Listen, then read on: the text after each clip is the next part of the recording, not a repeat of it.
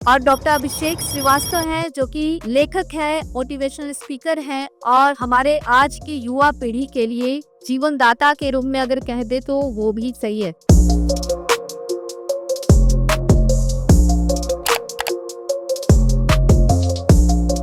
कि मेरे संघर्षों ने ही मुझे प्रेरणा दी कि मैं बुक्स लिखूं। इंसान बाहर की दुनिया से नहीं परेशान है, इंसान अपने परिवार से ही परेशान है। तुरंत क्लिक करो और तुरंत आपके सामने आंसर आता है। इस मोबाइल में तो सब मिल जाता है। आंसर मेरे से पर्सनली बात करते हैं, उन लोगों का नंबर है जो सुसाइड करने के कंडीशन में थे, आप मोटिवेट करते हैं युवाओं को। जैसे ही आप किताब पढ़ने बैठोगे 10 तरह की प्रॉब्लम्स आपको दिखने शुरू हो जाएंगे। जब मैंने 350-400 बुक्स पढ़ी अलग अलग टॉपिक पे, बिहार के लाल हम आपको कहेंगे। शुक्रिया। एक लाइन लिखना है तो कम से कम 100 पेज पढ़ने होंगे। मैं कहूंगा कि एक सेक्रेटरी से मिल लीजिए, ये तो पागल हो गई है मैडम। बिल्कुल बात सही है। सबसे पहले ब्रेन को खर्च करना सीखिए। Pain is the one way in which you can attract the attention of entire universe. युवा में कहें तो अभिषेक जी जो है अब तक की जो जर्नी इनकी रही है बहुत ही रोचक रही है, तो आप दोनों से काफी कुछ सुनने को मिलेगा। सर, सबसे पहली बात ये, सबसे पहला सवाल मैं चाहूंगी सर आपसे, अभिषेक जी से, कि मैंने आपका सुना है कि 2 किताबें आपने लिखी है, उसका नाम आप ही बोलेंगे, ब्रीफ करेंगे। 2 किताबें आपने लिखी हैं और मोटिवेशनल स्पीकर भी रहे हैं। तो ये जो किताबें हैं, इसकी सोच कब हुई आपकी, किस उम्र में आप थे? क्योंकि जिस पायदान पे आपकी उम्र के जो युवा हैं वो बहुत कंफ्यूज अभी भी हैं। हम आपको युवा बोल रहे हैं क्योंकि इस एज में सच में अभी तक लक्ष्य पता नहीं चल पा रहा है कि वो किस तरफ जाना है, उनको क्या करना चाहिए सटीक उनके अपने लाइफ में। तो आपकी ये सोच जो बढ़ी इसकी तरफ की किताब मुझे लिखना है, लोगों को मोटिवेट करना है, तो ये कहाँ से इसकी शुरुआत हुई? प्लीज। आपका सवाल है कि कहां से प्रेरणा मिली इन बुक्स को लिखने के लिए। मुझे ऐसा लगता है कि हर एक इंसान इस धरती पे जो है उसकी अपनी एक कहानी है, उसका अपना एक संघर्ष है। मेरे जीवन की एक कहानी है, मेरा भी अपना एक छोटा सा संघर्ष है। तो मेनली मुझे ऐसा एहसास होता है कि मेरे संघर्षों ने ही मुझे प्रेरणा दी कि मैं बुक्स लिखूं। Because there was a time in my life when I was severely depressed और बहुत सारे पैनिक अटैक्स, एंजाइटी अटैक्स मुझे आते थे। मैंने अपने हाथ को भी कई बार मल्टीपल जगहों से काट वाट लिया था, कुछ मेंटल ट्रॉमा से गुजर रहा था। तो वहां से मैं ओवरकम किया और वहां से ओवरकम करने के बाद मैंने अब्दुल कलाम की बुक में कहीं पढ़ा था कि उन्होंने बताया था कि आप बुक रीडिंग कीजिएगा तो बहुत कुछ जिंदगी में मिलेगा। तो वहां से मैंने शुरुआत की अपनी बुक को रीडिंग करने की। जब मैंने 350-400 बुक्स पढ़ी अलग अलग टॉपिक पे, उसके बाद भीतर से एक इनर कॉलिंग आने लगी कि नहीं, मुझे कुछ लिखना चाहिए, अपने अनुभवों को साझा करना चाहिए, लोगों को भी हेल्प मिलेगी और एक अच्छा कंटेंट बनेगा और लोगों के लाइफ में वैल्यू एडिशन होगा और लोगों को थोड़ा बहुत ही से इंस्पायर कर सकूं अपनी बुक से, तो that will be more than enough. और मेरी जो पहली बुक आई वो विजडम ऑफ एक्सीलेंस, जो कि प्रभात पब्लिकेशन के स्टॉल पे अभी अवेलेबल है, और मेरी दूसरी बुक है यू आर अनस्टॉपेबल। बहुत बहुत धन्यवाद। जो आपकी किताबें हैं सर, हम आपकी किताबों पर आएंगे। आपकी जो किताबें हैं, बिहार के लाल हम आपको कहेंगे। बिहार में आप पैदा लिए। शुक्रिया जी।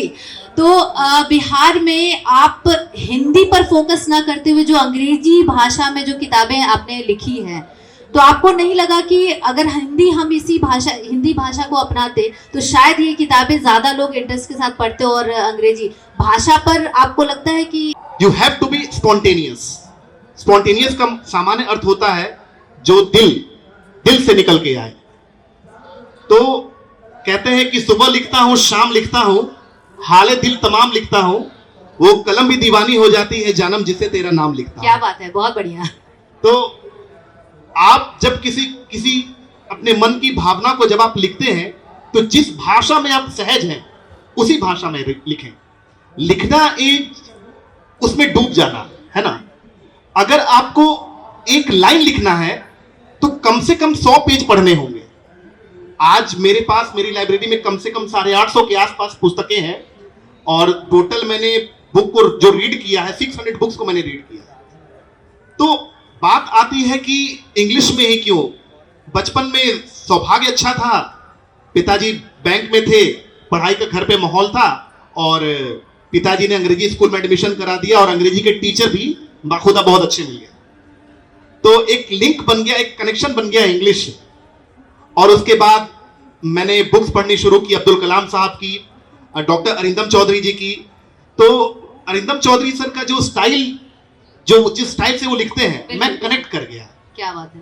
तो मेरे को एक कनेक्शन मिल गया। तो मैं इसके लिए बाद में सोचता हूं कि मेरी बुक की सेल क्या होगी, वो मार्केटिंग सेल्स का डिपार्टमेंट है। मेरा काम यह है कि मेरे मन में, मेरे जिगर में, मेरे जहन में जो तकलीफ है, जो आशाएं हैं, या उसको जिस भाषा में आप निकालना चाहे उसमें निकाल दिए। इंटरनेट मीडिया के जो ये समाज है, तुरंत क्लिक करो और तुरंत आपके सामने आंसर आता है। उस माहौल में आप किताब को किस तरीके से प्रस्तुत करेंगे? बहुत ये कंपटीशन है भाई, मतलब ये चैलेंज है बहुत बड़ा हमारे आज के समाज के लिए। हम कहते हैं किताब पढ़िए, अखबार पढ़िए, और ये जो मोबाइल है, इस मोबाइल में तो सब मिल जाता है, क्या किताब पढ़ने की जरूरत है। इनफैक्ट जो किताबें हैं वो भी कहीं ना कहीं जाकर अपनी जो पब्लिकेशन हाउस है, जो किताबें हैं वो लॉन्च कर रहे हैं इंटरनेट पर। तो कैसे, किस रास्ते पे ले जाएं इनको कि ताकि वो किताब छुए? बहुत शानदार सवाल है। आपने काफी होमवर्क किया है सरिता मैम। आज के नौजवान मुझे कुछ यहाँ दिख रहे हैं, तो हम लोग उस एज में हैं जहां पर पिज्जा बहुत पहले आ जाएगा, पुलिस लेट से आएगी। तो सिंगल क्लिक पे सारी इंफॉर्मेशन अवेलेबल है, रील्स की दुनिया है। नौजवान से मैं पूछना चाहता हूं कि आप मुझे बताइए, कल रात में आपने अगर 100 रील्स देखी होगी तो कितने रील्स आपको याद है? प्रैक्टिकल क्वेश्चन है, शायद ही 1-2 आपको याद होगा। लेकिन अगर कल रात में आपने कोई बुक पढ़ी होगी, उसका माइंड पे बहुत हेवी इंफ्लुएंस होता है, राइट? बहुत हेवी इंफ्लुएंस होगा। और मैं यह बात किसी किताब को पढ़ के नहीं कह रहा हूं, किताब को पढ़ने के बाद आपको जीना पड़ता है। अगर आप किसी बुक को पढ़ रहे हैं, उसमें से आप कमिट कीजिए कि इस बुक में 10 आइडिया दिए हुए चैप्टर 1 में, तो 10 में से मैं 1 आइडिया इंप्लीमेंट करूंगा, राइट? और देखिए, बुक रीडिंग और बुक का जो पूरा साइंस है, ये इसलिए नहीं पढ़ा जाता है कि आप आज बुक पढ़िएगा और कल आपको रिजल्ट्स मिलने शुरू हो जाएंगे। मैं बहुत आम फैमिली से बिलोंग करता हूं, बहुत मिडिल क्लास फैमिली से बिलोंग करता हूं। जैसे आप हैं वैसे ही मैं हूं। लेकिन आज मुझे गर्व होता है कहते हुए कि आनंद कुमार सुपर 30 सर मेरे से पर्सनली फोन पे बात करते हैं, कॉल मिस्ड होता है तो कॉल बैक करते हैं। खान सर मेरे से पर्सनली बात करते हैं, उन लोगों का नंबर है। 12 फेल जो हीरो हैं हमारे, मनोज शर्मा आईपीएस, फिल्म उन पर बात पर बनी, लेकिन मेरी उनसे पर्सनल बात होती है। ऐसे बहुत सारे सेलिब्रिटीज हैं जिनसे मेरी पर्सनल लेवल पे बात होती है। ये मुझे ऐसा लगता है कि किताबों को पढ़ के, उनको आत्मसात करके और सर जैसे लोग से सीख के ही चीजें संभव होती है। बहुत बहुत शुक्रिया अभिषेक जी, आपने जो किताबों की महत्व को बताया। यहाँ पर समय बहुत कम है और इसमें मुझे आपसे बहुत कुछ आपके अंदर जो गुण है, जो बातें हैं वो निकलवानी है। लेकिन सबसे रोचक ये है, हमने आपसे सुना था कि कुछ बच्चे थे मेरे जीवन में मतलब जुड़े, उनका जीवन हमने बदल दिया, ये प्रूफ के तौर पे सामने। कुछ तो ऐसे थे कि जो सुसाइड करने के कंडीशन में थे, उनकी सोच की प्रवृत्ति ऐसी हो गई थी। तो आपसे वो कैसे जुड़े और फिर उसके बाद उनका क्या सोच है, क्या किस तरीके से उनमें बदलाव लाए आप, प्लीज़। और इस तरह की जो प्रवृत्ति पाल के रखते हैं बच्चे, चूँकि आप मोटिवेशनल स्पीकर हैं, आप मोटिवेट करते हैं खासकर युवाओं को, उनके जीवन को बदलने का दिशा देते हैं, तो उसमें आप क्या बताना चाहेंगे? सबसे पहले इस चीज को समझना होगा कि कोई भी मोटिवेशनल स्पीकर अगर हैं, मेरा सजेशन भी है उनको, अगर वो मेरे वीडियोस के माध्यम से मुझे सुन रहे होंगे, जब तक आप न्यूरो साइंस नहीं पढ़ेंगे, ब्रेन का साइंस नहीं पढ़ेंगे, आप समझ नहीं पाइएगा। कोई भी थॉट आपके माइंड में जा रहा है तो उसको कैसे रोकना है, इसकी पूरी प्रक्रिया है। ब्रेन हमारा सबसे पावरफुल चीज है।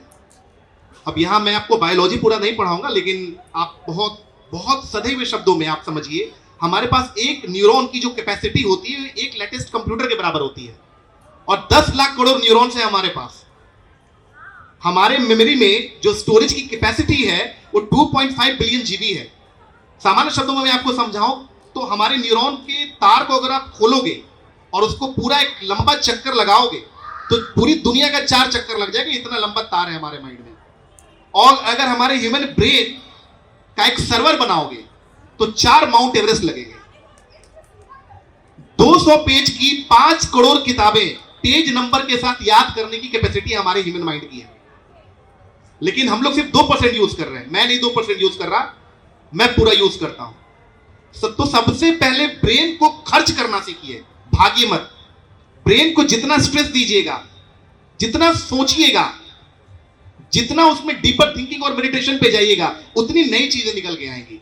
लेकिन दुर्भाग्य है कि पता नहीं कहां लोग व्यस्त हैं आज के जमाने में, ये तो मेरी समझ के बाहर है। खैर, अब आते हैं आपके क्वेश्चन पे। देखिए, बहुत सारे ऐसे हमारे क्लाइंट्स हैं जो डिप्रेशन में, फ्रस्ट्रेशन में, इन चीजों में गलत स्टेप्स ले लेते हैं। अभी एक हाल ही का एक केस है, विक्टिम का मैं नाम नहीं ले सकता, एक केस आया है हमारे बीच में, हस्बैंड वाइफ का केस, जिसमें हस्बैंड ने सुसाइड अटेम्प्ट कर लिया। देखिए, ऐसी चीजें मैं भी ऐसे टेंडेंसी से गुजरा हूं, तो मुझे अनुभव है कि होता क्या है। होता बस इतना है कि उस समय आपकी ब्रेन की वायरिंग डिस्टर्ब हो चुकी होती है, उस समय आपका मेंटल हेल्थ खराब हो चुका होता है। और मेंटल हेल्थ एक ऐसा इशू है जिस पर लोग बात करने से कतराते हैं। अगर आपको मेंटली कुछ प्रॉब्लम है, मैं कहूंगा कि एक साइकियाट्रिस्ट से मिल लीजिए, तो हो सकता है आसपास के लोग मजाक उड़ाए करें, ये तो पागल हो गई है मैडम। बिल्कुल बात सही है। इससे बहुत ज्यादा समाज, इतने पढ़े लिखे लोग भी हैं जो इस तरह की कंडीशन को लोग समझते हैं कि लगता है कि ये पागल हो गया। संकोच होता है कि अपने बच्चे को या अपने सदस्य को लेकर के जा करके साइकियाट्रिस्ट से मिले और उनसे बातचीत करें खोलकर। आप अभी विकिपीडिया देखिए, विकिपीडिया में अगर सुसाइड इन इंडिया क्लिक कीजिएगा तो वहां पर टोटल ऐड कीजिएगा, 41% सुसाइड्स इंडिया में हो रहे हैं फैमिली रिलेटेड इश्यूज के कारण। 41%। इंसान बाहर की दुनिया से नहीं परेशान है, इंसान अपने परिवार से ही परेशान है।